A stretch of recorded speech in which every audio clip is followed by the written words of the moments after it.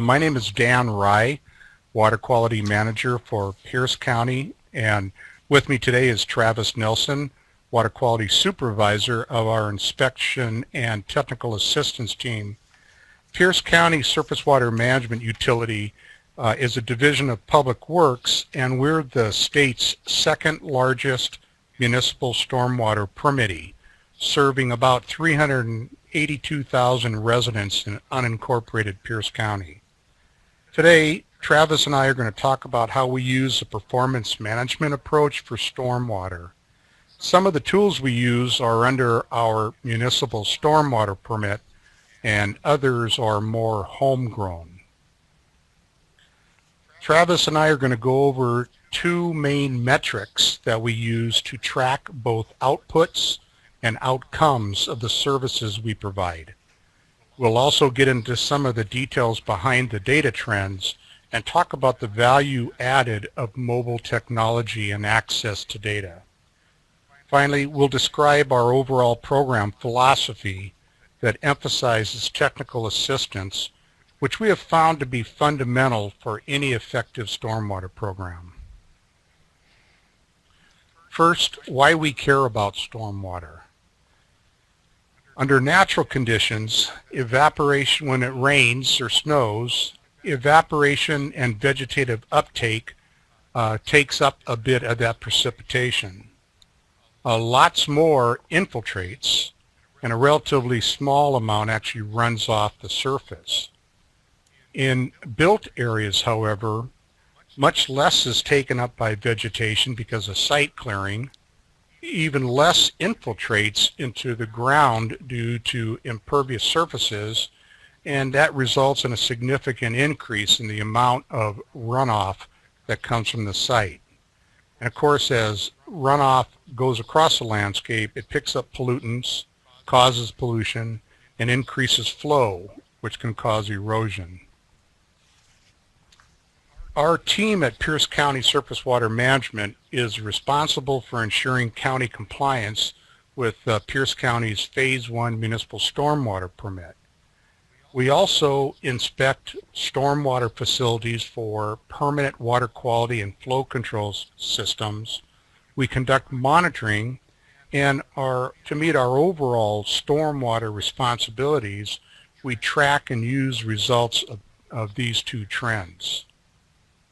Our inspectors currently inspect over 2,000 permanent water quality and/or flow control sites in facilities across the county, both owned by the county and other public entities as well as the private sector.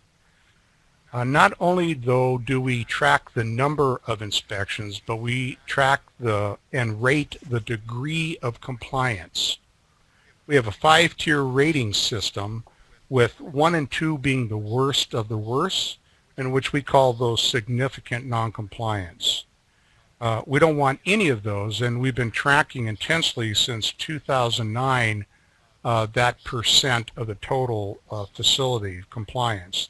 This chart shows that since 2008, the rate of significant noncompliance, and this is the deep blue color, countywide, has dropped from about 27% of all facilities down to under 5% in 2014. This slide introduces you to some of the summary results of our watershed health trends metric. Our staff monitor over 50 streams a month for water quality and between 20 and 40 streams a year for biological health.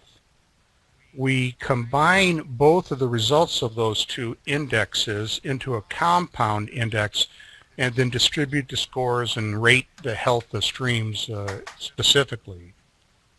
And what we found, as this graph shows, is that as water quality improves, the rate of that improvement speeds up. So there's some good news that should be encouraging to those who are concerned about water quality. Using both of these indices of rates of compliance and stream health grades enables us to have a focus on a pretty straightforward goal, and that goal is to raise the grade. And to us, that means increase rates of compliance with stormwater requirements and improve the grades of streams. And this rather simplistic goal, but complex system leading toward it, was the winner of the 2013 National Environmental Achievement Award by the National Association of Clean Water Agencies. So now Travis is going to talk a bit in more detail about the rates of stormwater compliance. Travis? Thanks, Dan. So our inspection team consists of 7 water quality inspectors whose job it is to inspect sites throughout the county for compliance with stormwater requirements. And our staff inspect county-owned as well as publicly owned facilities, as Dan mentioned earlier. Some of those include school districts, private residential, private commercial, and industrial facilities. My staff's looking at what is the pond doing, or the vault, or the treatment system. Is it functioning properly? Is it really maintained as it should be? And more importantly, is it treating for water quality? Are the materials and liquids that could cause pollution separated from the precipitation and thus being pulled into the storm system by stormwater? And overall, is the good housekeeping methods being kept in place, and overall, was there good stewardship of that system happening? So you can take a look at this graph shows right here. Our staff have increased the number of sites that we visit annually over the last few years from about 750 in 2009 to over 1,500 this last year. This graph shows 1,455, however, we ended out over 1,500. This year we're on track to inspect well over 2,500 sites. So in total, we'll eventually be looking at about 3,000, not 300,000, but 3,000 sites on an annual basis. So if you take a look at the overall site ratings on the countywide perspective, we rate the quality of compliance. So based on the site conditions at the time of the inspections, my staff apply our standard compliance rating system using a simple rating system for measuring compliance within written and operational standards. So our inspectors inspect individual drainage features and implemented source controls for best management practices based on the inspections result, and then they assign a rating. The rating system was adapted from the EPA guidance manual techniques for tracking, evaluating, and reporting the implementation of non-compliant source control measures. As you can see here, this graph shows the 2014 distribution of site ratings. And on the left-hand side of the pie, about 60% of the sites are meeting requirements. On the other hand, about 33 had just minor deviations from the requirements. And our significant non-compliance was just under 5%, which again are the sites rated a 1 or a 2. So inspections work. As you can see, this chart shows a continuous and sustained decrease in sites being rated as a 1 or 2 over the past 5 years, which is the blue bar chart there. This chart depicts a trend over the past 5 years on the 5-tier since 2009 with the 5-tier compliance rating system. The red line at the bottom is our significant non-compliance rating. As you can see, since 2009, Pierce County has been intensively focusing on this category, and we're extremely proud to show its reduction over time. Again, it dropped from a high in 2009 of about 21.5% to just below 5% this last year in 2014. The green line, as you can see, is a rating of 4, which is the meet requirements category, and it's improved significantly since 2013. In fact, 2014 was the first year of a rating. We saw ratings of 4 being over 50% of the sites that we've seen. In fact, it was actually 61% of the sites we looked at were a rating of 4 or better. The yellow line is the rating of 3, which is the minor deviations from the standards. It's interesting to us, though, to look at the relationship between the green and yellow lines. This suggests that we continue the work with those sites on the margin of compliance so that the past 2-year trend of improvement in compliance doesn't turn around. In the next few slides, I'm going to show the relationships by watershed of what we're seeing in compliance. So this is the Clover Chambers watershed, and you can see the lines pretty much mirror the county trend. Here again is Nisqually, very similar trend that we're seeing there to the county-wide average. However, here we've got the Key Peninsula Gig Harbor watershed. It's the only watershed that looks a little out of step with the county-wide perspective, and this came at a time when we had a significant turnaround in staff. There were some incomplete work plans for that watershed, and we've seen more of a alignment now in the last couple of years since we've got things back on track. Here's the Puyallup watershed. It meets the compliance as actually a little bit higher than the average over the county. And you can see that 66% is pretty amazing to have most of our sites coming into compliance over the last few years and exceeding the county average. So a few takeaways here is, while we never want to see any site in significant noncompliance, we know getting much lower than 5% is going to be pretty difficult to attain. Importantly, as I mentioned, 2014 was the first time that we've met compliance by exceeding 60%. These improvement trends have continued even though we've doubled the sites we're inspecting. And I'll help explain that effect later in the program here. But finally, when we saw this oscillation of compliance between the meeting requirements and the minor deviations, that would be the 4s, 5s, and then the 3s, which the 3s are the minor deviation. Our revelation hit us. Under our NPDES stormwater permit, after a time of compliance, we could actually reduce the frequency of inspections. However, given this relationship that we've observed in the data here, we've decided that inspections work. Our presence on the ground and working in partnership with the community actually results in higher overall stormwater quality. Thanks, Travis. This is Dan Wrye again. So I'll give you some more of the details of our watershed health trends metric now. Pierce County Surface Water Management has a pretty robust monitoring program. The biggest parts of our monitoring program are what we characterize as our report card or watershed health trends monitoring, and the other being our NPDES stormwater permit required monitoring. In the upper left of the slide is our report card components, and we've touched on those briefly, but they are comprised mainly with our monthly water quality index sampling and annual benthic index of biotic integrity sampling. On the upper right-hand side of this shows some of the things that we do under our municipal stormwater permit. We have some random sites sampling. We are sampling for muscle toxicity within the muscle tissue. We have a fairly large watershed scale model and sampling program going on currently in the Spanaway Lake watershed. We also have drainage inventory mapping and GIS analysis requirements. We have a total maximum daily load or water body cleanup plan sampling, and then we also pay into the Department of Ecology for some specific program effectiveness monitoring.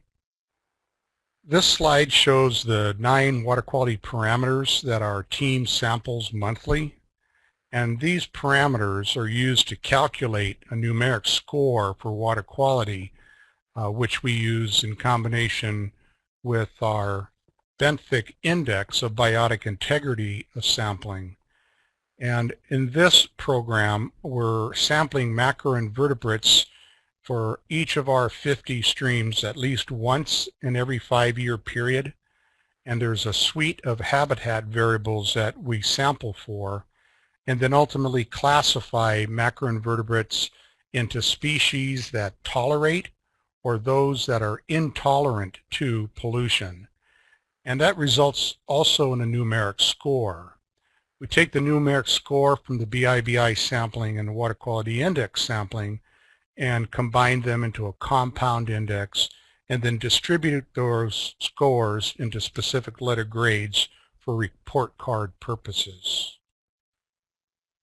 And this is the document we produce every year since 2008 that combine the results of this compound index. And again, we use this and publish this as a grade for stream health. Our data and our analysis to date confirm that water quality index and BIBI are independent of one another. In other words, they measure different attributes of watersheds. And having independent indices enables us to get a better picture of the actual watershed health trends going on there. Importantly, changes or improvements in one index does not mean that we will see improvements in the other. This is what we call our quadrant analysis. We prepare these each year when we do our report card and look at the results for that year. In this graph, streams that are above the x-axis are improving in water quality. Streams that are below it are declining. Similarly, the streams to the right of the y-axis are improving in BIBI, and streams to the left are declining in BIBI. Thus, in the upper right quadrant means streams are improving in both indices, and conversely, streams in the lower left are declining in both. And we use this graph to help identify which streams we need to focus our efforts on in our annual work plans. And I know this is a hard to see graphic, but I'll get into a summary detail here in a moment. This is our quadrant analysis for 2014. The main message here is, besides the names of the streams, is that it shows very clearly trends for many of our streams. This is a little easier to read, I hope, and here's a summary of that analysis. We're seeing statistically significant trends of improvement in both water quality index and BIBI in Crescent, Goat, and Nisqually creeks. Conversely, we're seeing statistically significant decline in both indices in the Clover Creek. Copper, Canyon Falls, Lacamas, Horn, and Kapowsin all have clear trends of improving in one index but declining in the other. And really, this is an example of the independent nature of both WQI and BIBI. And finally, trends are emerging, but they're not as clear as these are for 33 other streams.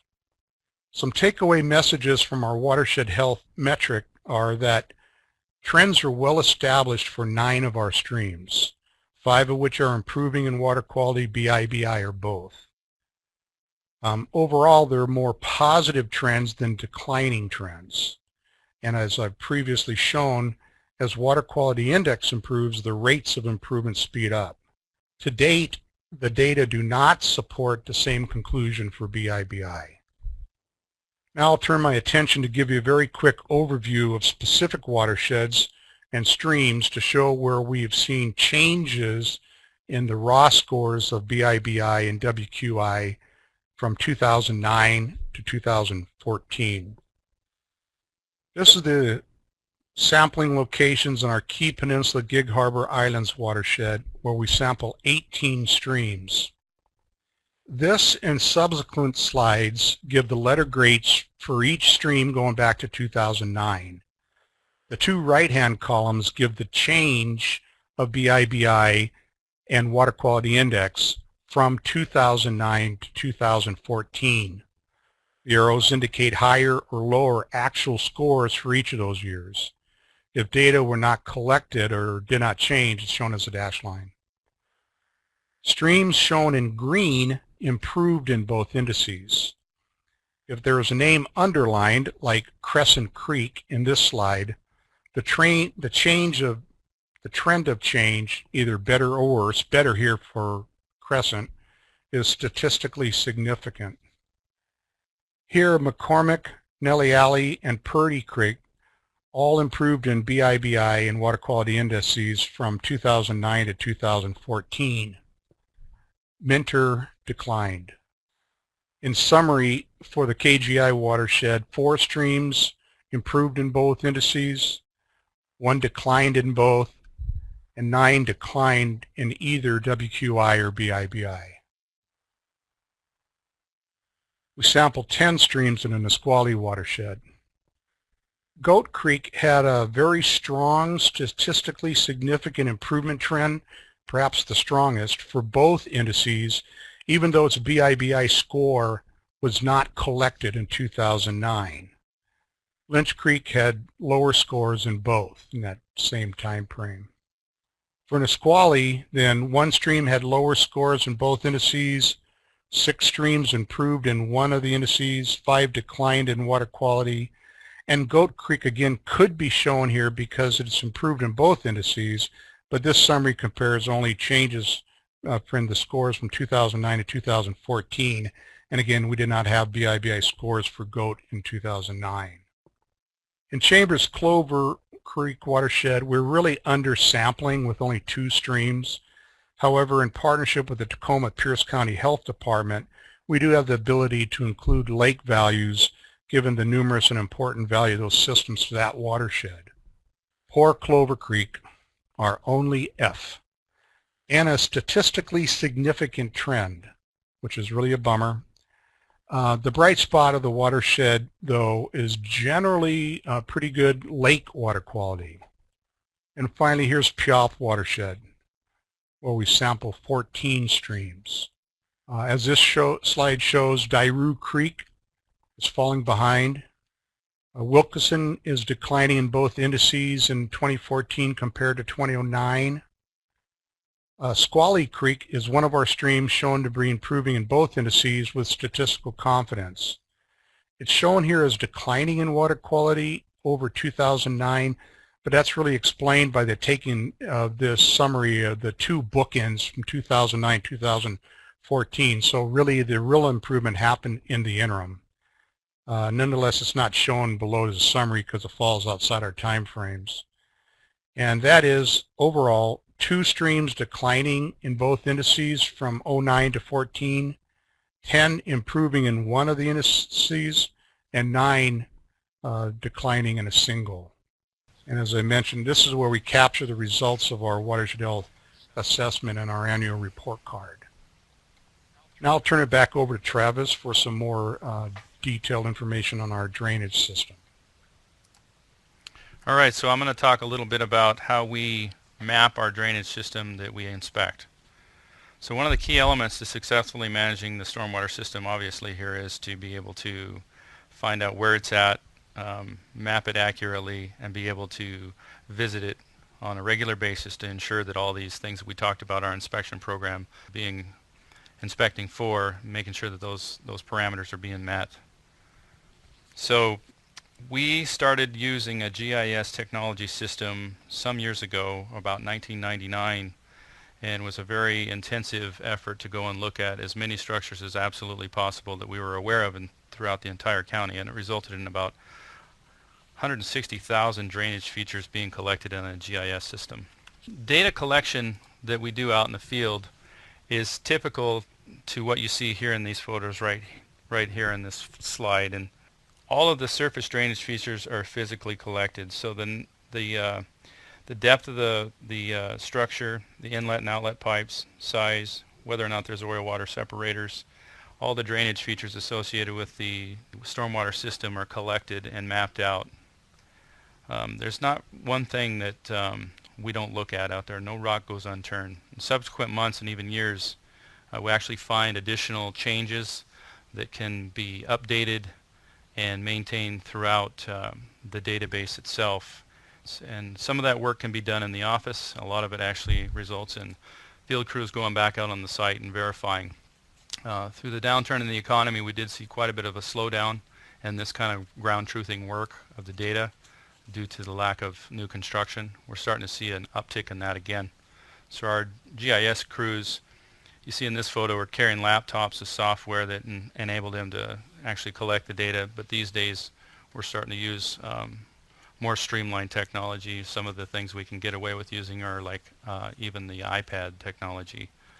You can see right here, good data requires post-processing and quality assurance, so that you see they'll come back to the office and actually verify this in the desktop arena. So this is a basic map of Pierce County right here.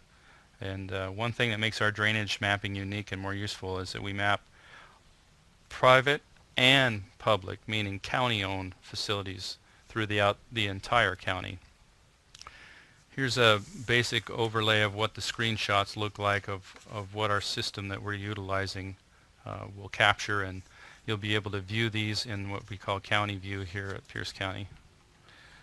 Our GIS tool that our road maintenance division uses is utilizing what's being commonly called the circuit-based approach.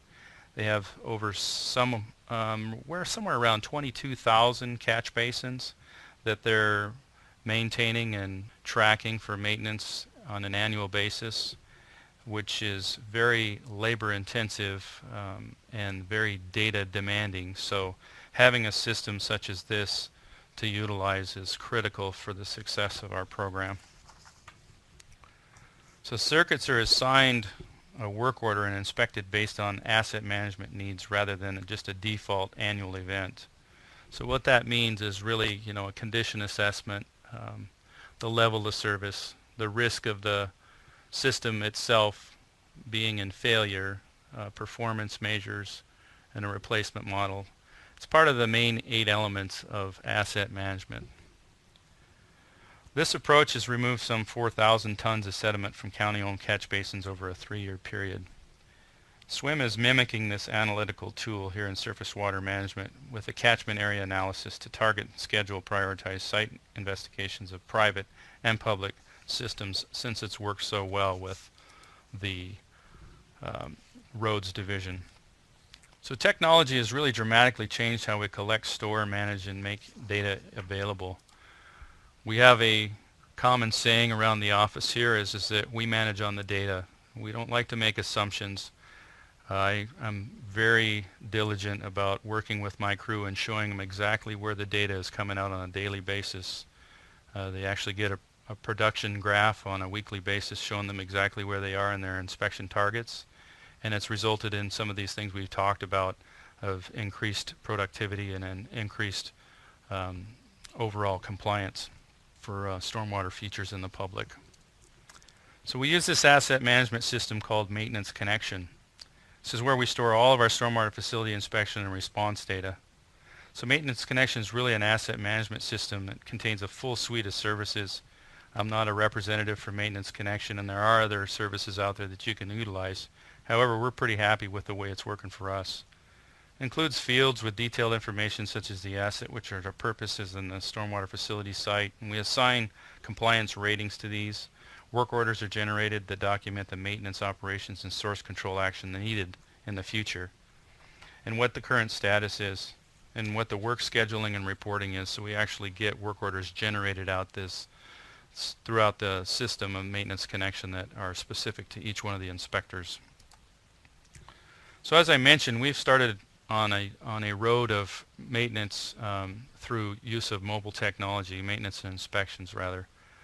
And we started this some years ago piloting a laptop version of Maintenance Connection that was somewhat very clunky. It was not exactly as efficient as we would have liked it to be, and resulted in us continuing to shop for better platforms. We've landed on the iPad. So it enables our inspectors to inspect and receive complete work orders in the field, working in real time and closing out these work orders, and it automatically updates this information to the database back at home. And so, as I mentioned earlier, we had a 30% increase of inspections over the past 2 years that can be directly related or linked to this move to the mobile technology. As you can see here, these are the old iPhones, and we've utilized iPhones in the past, and we've moved, as I mentioned, to the iPad. We found a limiting terms of the size of the computers being limited to cell coverage areas in the past, and that's why I mentioned that the old laptops you had to have an air card, and that wasn't very useful, and at times you would have service areas that were not able to signal to the machine, and you would actually lose your data, and it ended up being a frustration, and people would bring out the paper again, and it kind of cut the efficiencies down to near nothing. And so the technology shift from the old laptops to the iPad and the iOS systems that you see commonly in the malls and in this photo here are what we've shifted to. So as I mentioned, in addition to the closing the work orders in the field, the mobile technologies that the inspectors are using actually allow them to map and locate themselves on that map to see exactly where the next site is that they need to go to, and they can get turn-by-turn directions and actually track where they are in their day and how many more they need to get completed. And actually signify in there, or by an icon, you can change the color of the icon to see if they've inspected it that day or not, if you're in a large area. And each night there's a synchronization that happens, that all those previous inspections that had been conducted on one day will disappear off of that map and won't regenerate to the next day's map. So besides the incredible dedication that my inspectors have, and I know they're listening to this, so I want to make sure that they hear this, I couldn't have done this without their dedication to customer service and their just absolute fire for doing good things for the environment and water quality. I also credit the mobile technology as one of the main reasons that we were able to make this leap up by 30% in the last couple of years. It's really revolutionized the site inspections and documentation in the database we've been able to accomplish. And it's actually enabled more field hours per customer, which is where the value of our inspections really bear fruit, is that we can spend more time talking about how can I make this make sense to you and make the connection on why you want to do something for water quality, instead of being punitive and saying your grass was too high, your sediment was too deep, and so here's your fine. We would much rather get them educated and partner up with them and see this to be a real community-based solution. So in 2013 we settled on a combination, as I mentioned, of iPads and iPhones. You can see over the next few slides what the actual screens look like of the current version of the maintenance connection module that we're utilizing on the iPad. It's called Maintenance Connection Express. I'm going to just move through these quickly just to give you a sense. You can see on the screen here, it shows you all of the work orders assigned to yourself over a period of time, and you can click on each one of those and it'll show you specific information related to the asset that you're looking at to inspect, and it'll show you all the past work orders associated with that particular asset as well. So Dan's going to touch on how we bring these things to bear and how it relates to service delivery. I think it has something to do with achieving healthy watersheds, right, Dan? Oh, so right you are, Travis. And that, by the way, is our mission. Improve watershed health through technical assistance, science, performance standards, and partnerships. And we try to remind ourselves frequently that's what we're doing. One of the ways we do that is to have a knowledgeable and informed staff. Pierce County as an organization has about 3,000 employees. It's a huge pool of potential stormwater chasers.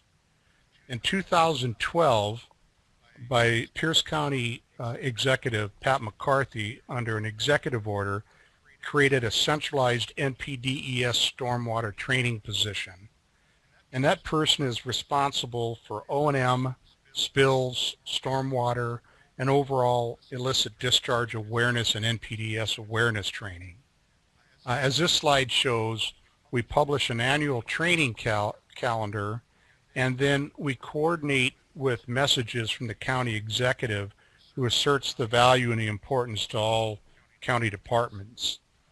Over the past 3 years, we've trained some 2,640 of those 3,000 Pierce County employees on polluted runoff awareness. Also, I should say, since 2009, we've trained over 1,300 field staff on illicit discharge discovery, and we also have an online IDDE training module that's a part of the Pierce County new employee orientation process. So every new permanent employee who comes on board does an IDDE training awareness training as a part of that orientation.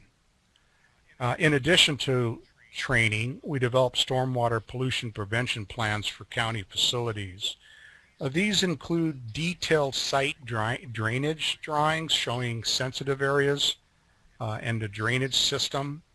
It includes recommended and required maintenance actions and the schedules for those, source control actions, and places to record inspection and pollution control responses.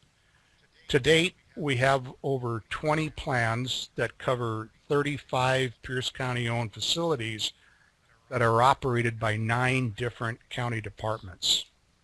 Another internal technical assistance function we have is what we call our annual facility assessment reports. As most of you probably know, the stormwater permit applies to many departments of any jurisdiction, not just the Surface Water Management Division. In 2010, we began to capture the results of inspections of county-owned departments into a annual published document.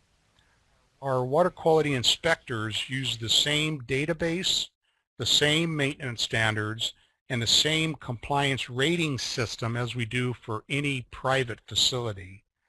And we capture all the results by county departments in a comprehensive stormwater needs assessment for that year. Then our water quality inspector, Travis, and I formally present the results to the director of the department, of the custodial department. This helps the department itself plan its work and prioritize and budget for its stormwater needs. In 2012, we began the same process for school districts. As you probably know, each school district has multiple schools, and this approach gives them a central place to help prioritize their stormwater needs. A major technical assistance function we use for private stormwater managers is our Community Stormwater Events program. This program grew out of our Homeowners Association workshops that we provided every year since 2009. Homeowners associations, or HOAs, are residential developments, many of which have stormwater facilities that need to be maintained. In 2009, we found that HOAs had an overall higher rate of significant noncompliance than many other stormwater facilities. So we began our workshops to help HOAs organize better and learn how to maintain them. Each year we make minor changes to the format and the structure of the workshops to keep them fresh and to be responsive to the attendee needs.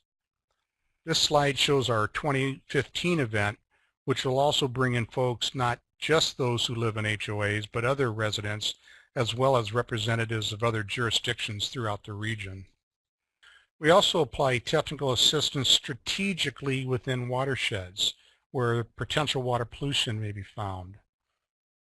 We conduct what we call our IDDE sweeps, which are sub-basin investigations. In that, our inspections done are those that are in addition and above all other local, state, and federal water quality inspections. And that results in technical assistance most often, but enforcement as well as needed. This approach allows us to be strategic in looking for potential pollution and to balance, as shown in the upper left, to balance our limited IDDE resources with referrals that the staff get from our water quality inspectors or from citizen complaints. And then we publish the results of these annually as well in our IDDE sweep assessments. This slide shows some of the things that we found in watersheds as a result of our investigations rather than complaints or referrals. In addition, our IDDE staff are trained to interview residents within the field when they're in the field. This helps gauge their interest in helping to resolve water quality problems, even if it's on someone else's property. And in several cases, this approach has led to homeowner willingness to create stream buffers and plant native plants in streams for things that they may not otherwise been aware that was needed. These sweeps also help us with the quality assurance of the data layers of the County View system that Travis talked about previously. Now Travis is going to describe our technical assistance program for homeowners.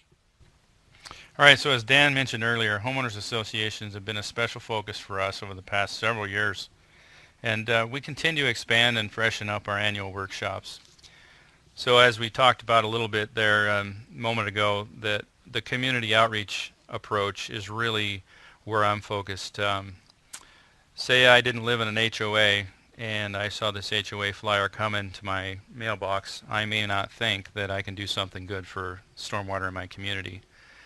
And I would like to start the conversation with the community and start sharing what's common amongst a lot of us in the stormwater world is stormwater generally doesn't follow a municipal boundary, nor does it follow an HOA property boundary. So we need to start looking at it as more of a, hey, if you see something in the mall parking lot, you see something at the vet clinic, you see something wherever you're at in the community, there's always a piece that you can play in improving the stormwater quality in the neighborhood. So I'm going to go over a couple of slides here in our CAN presentation that we give to our folks at these events, and more often that we're starting to focus in our special requests that we get after we do an event for our inspectors to come and attend one of the HOA events. And we'll do this on a regular basis and have gotten a half a dozen over the last few months requests for one of our stormwater inspectors to come and present at one of the HOA events.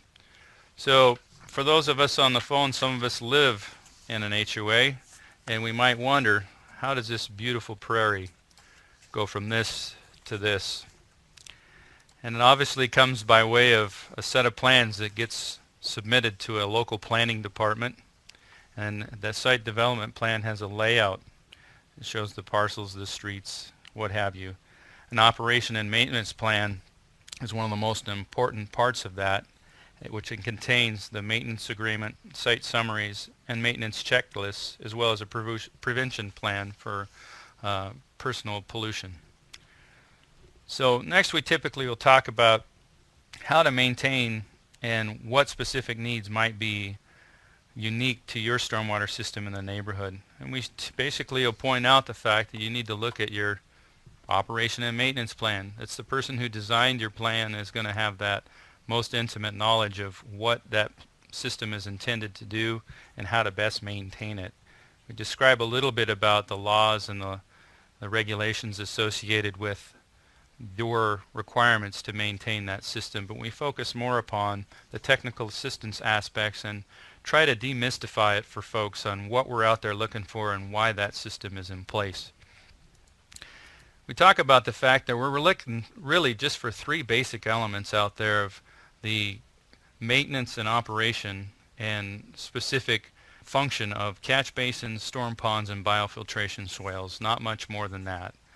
People see the white truck roll up and they have all kinds of ideas of what that truck is because the county is the county. There are no department distinctions to them. So we try to let them know if you see us looking at your storm systems, these are the basic things we're looking at, and we want to partner with you and help you in making sure those systems are maintained and functioning as needed. So we talked to folks a little bit too about what does it take to maintain your system. So you organize your stormwater management group by way of typically passing the hat in an HOA, which gives you the secure funding. You create the budget, do the maintenance on an annual basis and a routine, get your help with your major repairs, and be sure that you don't forget about making attractive open spaces out of your stormwater features. And as long as you're not changing the function, typically you will not necessarily get into trouble with your planning departments. But we always tell folks to be sure you check with your planning department if you're going to try to change some feature into a decorative feature that it wasn't maybe intended to do, like planting trees throughout your pond or something along the lines that might impede the function of your system. So we talk about pointless personal pollution being an issue that all of us can contribute for and against. One of the things that we are surprised at is people still dump used motor oil into storm drains. So it's an opportunity to remind folks that stormwater doesn't all get treated. Some of these storm systems go directly into surface waters. So use your garden chemicals wisely as well. Pick up the dog waste, do regular maintenance on your vehicles, make sure you're not dripping too much, and follow the site prevention plan for pollution. What are we talking about here is a summary here. Polluted runoff is impairing the health of our watersheds and impacting our county's goals of having livable communities. Some of the areas of the county is directly impacting the economy, even of some of our shellfish beds. While there are many problems with the NPDES stormwater permit that we recognize, one area we firmly believe is working well is a permit requirement for inspections of maintenance of stormwater facilities for source control. The data speak for themselves. And the trends we're seeing in compliance are very positive. Sites that haven't been inspected for a long time tend to have compliance issues, as you might expect. So the fact our team is maintaining and improving compliance rates while adding more sites to the inventory speaks volumes to the skills that they have. I can't say enough about how important this customer service element is and the passion that our folks have to partner with our communities and to get community stormwater health to a new level. So Pierce County's Watershed Health Assessment Program fills the gaps of the permit monitoring requirements by giving us trends that we can use that data and make day-to-day management decisions and build work plans around. These trends become clearer to us every year, and that's how we build our program. And this is Dan again. So eyes in the field, people-to-people contacts is what it's all about. The value of technology really is when it creates more time for staff to be in the field to work with people. Technical assistance begins with a mindset of customer service. And it's effective because most often people just don't know what they can do. Stormwater has been in the media a lot over the last several years, and folks get the message that it's bad. But unless you personalize it and show people, yes, we can do this, most will continue to see it only as a theoretical construct. Our workforce is more educated on spotting and prevented polluted runoff from our expansive training program. Stormwater assessments and workshops are focused on getting practical information to audiences to help owners prioritize and budget for solutions. And in these ways, we all become partners with the community in stormwater management. Thank you. First series of questions that relate to staffing and training, including sizing the inspection staff for 1,500 inspections, facilities per inspector, and the training that your inspectors receive. So it sounds like that's a Travis question. Yeah, so we have 7 inspectors full-time that work for our unit. 2 of those inspectors are dedicated to what we call potential pollutant generating source inspections, those are PPGS inspections. So those typically are on a different rotation.